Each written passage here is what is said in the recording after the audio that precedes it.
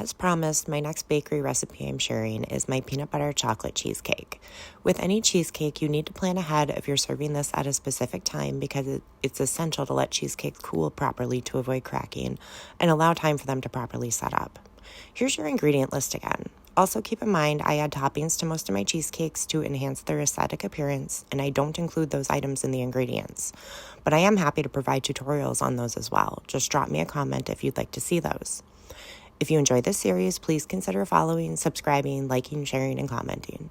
And without further ado, let's get into it. Quick side note, this is not the time to skimp on calories, people. It's cheesecake. Use the full fat ingredients. And I will say it time and time again, use the good cream cheese. You truly get what you pay for when it comes to cream cheese. Use the GOAT, Philadelphia. So the first thing you want to do is have your crust prepared and cooled. Then you're ready to start making the filling.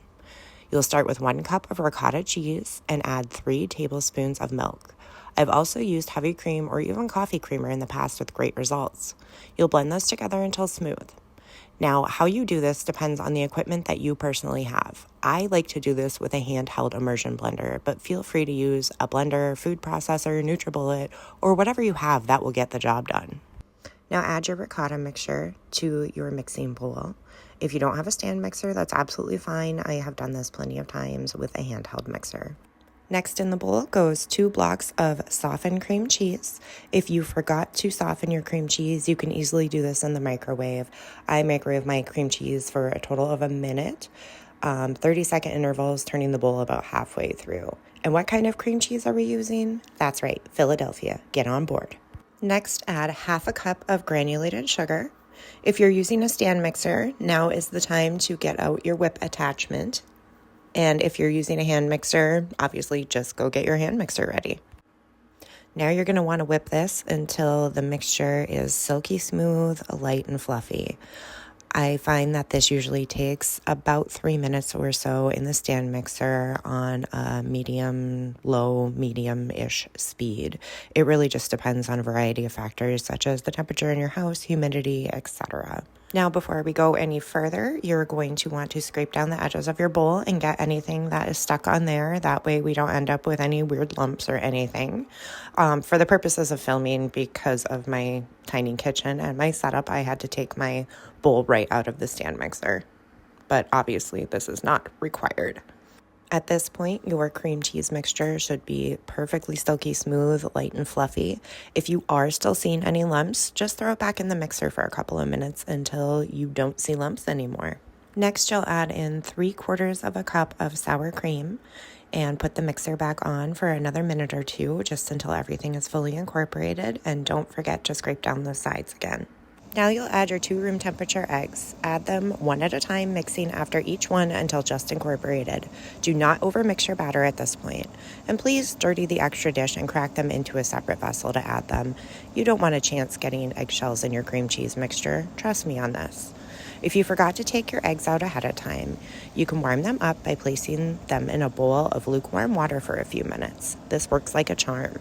Scrape down the sides of your bowl once again, and now it's time to add your final 2 ingredients. Now you'll add 1.5 teaspoons of vanilla extract.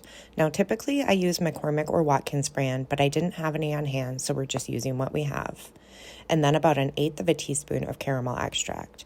The caramel extract is optional, but I have found that when you're making peanut butter flavored anything, just a small amount of the caramel really accentuates that flavor. You definitely don't want to be heavy-handed on this because too much flavored extracts can lead to a really funky taste. And in case you're confused at this point, because I said we're making a peanut butter chocolate cheesecake, we still are. We're just not adding those ingredients directly to the batter. We will add those to the pan as we are preparing to bake the cheesecake. And once again, mix this until just combined. Do not overmix your batter. You really could even just add the extracts in by hand if you wanted to.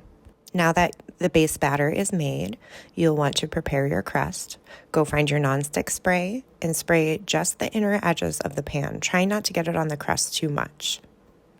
Now for the peanut butter part, we're going to take 3/4 of a cup of peanut butter. Skippy is my brand of choice. You use whatever you like. Put that in a microwave-safe bowl and add about a tablespoon of honey to that. Throw it in the microwave for about 30 seconds to get it melted. Then you're going to add about 1/3 of your batter into the bottom of the pan spread it out as best as you can, but it doesn't have to be perfect. We are not going to treat this cake very nicely here in a few minutes.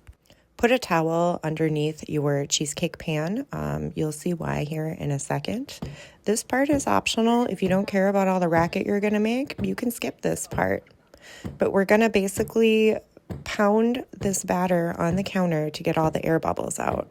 Air bubbles will lead to cracking, so we want to make sure after every layer we pour, we get as many of the air bubbles out as we can. I just put a kitchen towel down and I proceed to pick up, drop, and rotate my pan. I don't know, just a few times, really, maybe about like 20, 25 times. It really depends. Sometimes there's more air bubbles than others, and sometimes there's hardly anything, but just until you see that there's not as many air bubbles. You can also go in and just poke these with a toothpick if you really wanted to.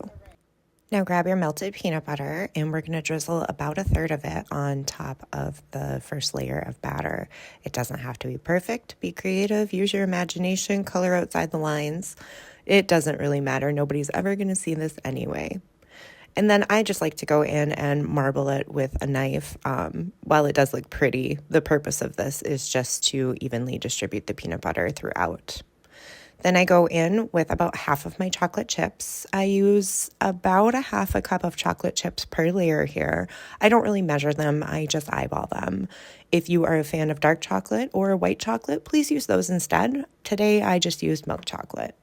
Repeat this whole process one more time. Add half of your remaining batter.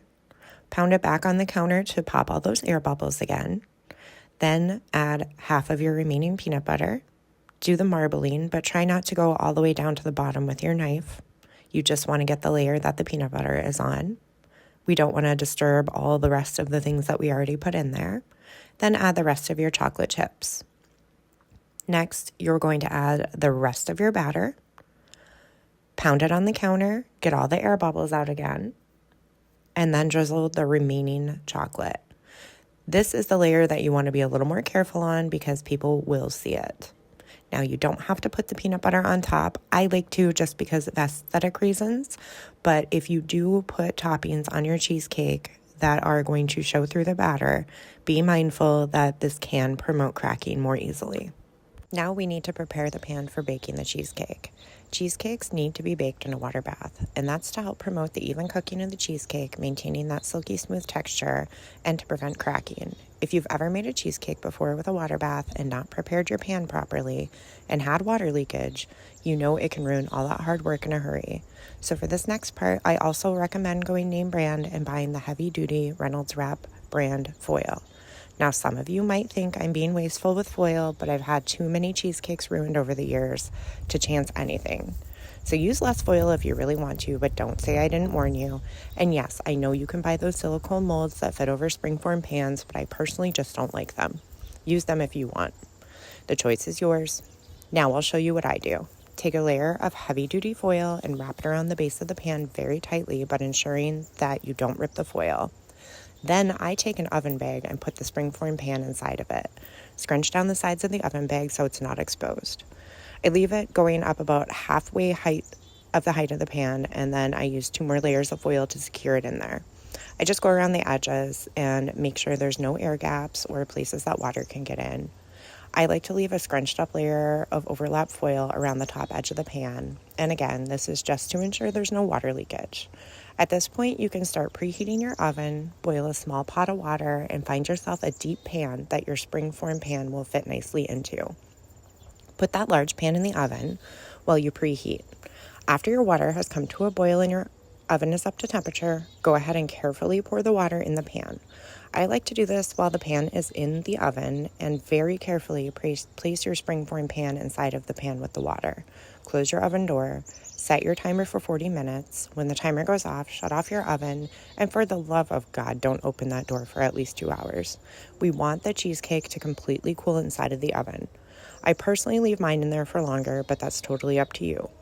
Unfortunately, I didn't record the part about putting it in the oven, but I'm sure you guys can figure it out. After the oven is cooled completely, you can take out your cheesecake, cover it with foil, and stick it in the fridge overnight. You want to let it rest for at least 8 hours before you cut into it, and after it's rested properly, you can remove the spring ring and transfer your cheesecake to your serving platter, cake board, or whatever at this point. At this point in the process, I decorate the top of my cheesecake just to make it pretty because I'm me, but that part is totally optional. Again, let me know if you want a video on the frosting I made for the outer edge and the florets for this cake. I'll be happy to make it. I hope you enjoyed. Thank you for watching. If you did enjoy, please show me some love and definitely let me know if you decide to make this. And leave me a comment and let me know what dessert you would like to see next.